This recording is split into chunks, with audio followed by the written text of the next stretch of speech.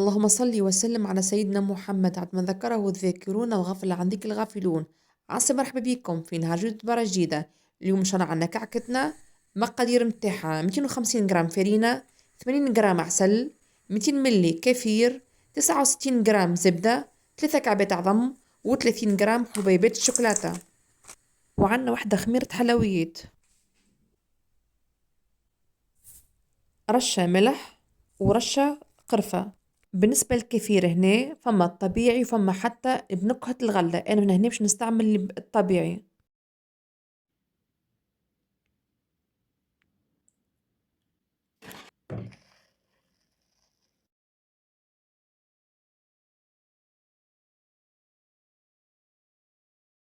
ونحطوها في الكوشة على درجة حرارة 180 درجة تقريبا 35-40 دقيقة. وكانت دبرتنا اليوم كيكة من غير سكر بالعسل اللي عملناها وبنكهة القرفة، استعملنا فيها كefir. نجموا نقدموها وحدها من غير حتى شيء، تحطوا فوقها عسل كان تحبوه، والا تنجموا تقدموا معاها الحليب نستلي بعد ما نغليوه يولي لون كراميل. يعني نرجع لكم لكم انتوما ما بقى كان نقول لكم في دبار اخرى وبسلامه.